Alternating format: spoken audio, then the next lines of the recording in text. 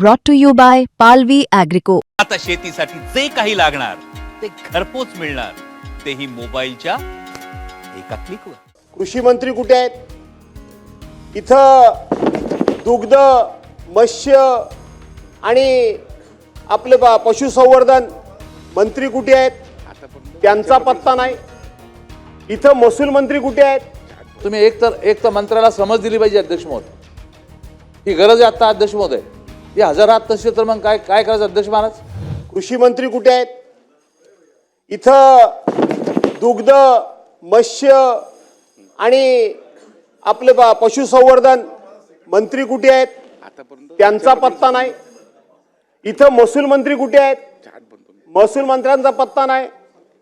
आणि म्हणून केवळ सरकारला एक प्रस्ताव आम्ही मांडला आणि बाहेर जाऊन मीडिया समोर मोठमोठ्यानं मुलाखती दिल्या म्हणजे शेतकऱ्यांच्या पदरामध्ये काहीतरी खूप काही पडेल. फलोत्पादन मंत्री पाहिजेत. आमच्या कोकणाचा विषय आहे फलोत्पादन मंत्र्यांचा.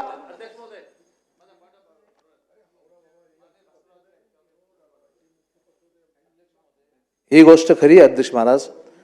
संपूर्ण राज्याचं लक्ष या प्रस्तावाकडे लागलेलं आहे आणि अशा परिस्थितीमध्ये जो मुद्दा माननीय भास्करराव जाधवांनी या ठिकाणी रेस केलेला आहे, फक्त मदत आणि पुनर्वसन मंत्री या ठिकाणी हजर अध्यक्ष महाराज. ॲक्च्युली कृषी मंत्रीपासून तर या सर्व मंत्र्याला या सभागृहामध्ये अशा महत्त्वपूर्ण प्रस्तावावरती हजर राहणं अत्यंत आवश्यक होतं अध्यक्ष महोदय. तरी जर ही अनास्था असेल अध्यक्ष महाराज तर हे चित्र काही राज्याच्या समोर चांगलं जाणार नाही अध्यक्ष महोदय. त्यामुळे तुम्ही एक तर मंत्र्याला समज दिली पाहिजे अध्यक्ष महोदय. ही गरज आहे आता अध्यक्ष महोदय. ही हजार हात नसते तर मग काय करायचं अध्यक्ष महाराज? ओ सत्तारभाई, मी जरा पॉइंट बोलतोय. खोतकर साहेब येतात आहे, निरोप देतोय इकडचा. त्यामुळे तुम्ही अध्यक्ष महाराज या पॉइंट ऑफ ऑर्डरची गंभीर दखल घ्यावी आणि माननीय मंत्री महोदयाला हजर आज सांगावं अध्यक्ष महाराज. दादा साहेब बोला. प्रत्येक विषयाची बघू जरा काय लिहिलं तुम्ही ते मंत्री महोदय. काय बघू जरा काय लिहिलं ते.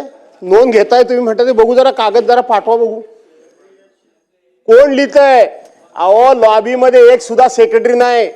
तुमचे मंत्री नाही लॉबीमध्ये, सेक्रेटरी नाही, डेप्युटी सेक्रेटरी नाही, ऍडिशनल सेक्रेटरी नाही. कोण आहे? काय चाललंय? काय अशा पद्धतीनं कामकाज चालवता येतं? चालवा तुम्ही. आमचं काय म्हणणं नाही. आम्ही ओरडतोय पण सरकारच्या वतीनं इतका गंभीर विषयाचा प्रस्ताव समोर आलेला असताना कुठे आहेत मंत्री? कुठे गेले मंत्री? त्याची दखल कोणी घ्यायची? आता सन्मान्य सदस्य रणधीरजी सावरकरांनी हा प्रस्ताव ओपनिंग केला.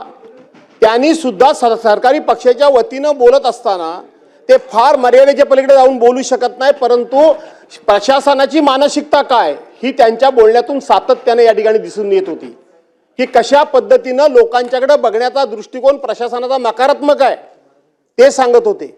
आम्ही केवळ टीकेला टीका करण्याकरता या ठिकाणी नाही आहोत.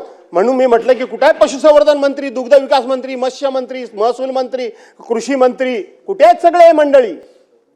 कोणच नाही. हे पीए तुमचे फक्त बसले तिथं. ती अदृश्य गॅलरी आहे म्हणून म्हणायचं. अदृश्य झाले कुठं ते सगळे? दादासाहेब आपण मुद्दे मांडा. मी मुद्दे मांडतो, काय हरकत नाही. पण ते कशा करता मांडायचे? लिखित देऊन टाकतो सगळं म्हणजे लवकर आटपता येईल. नाही बोला आपण.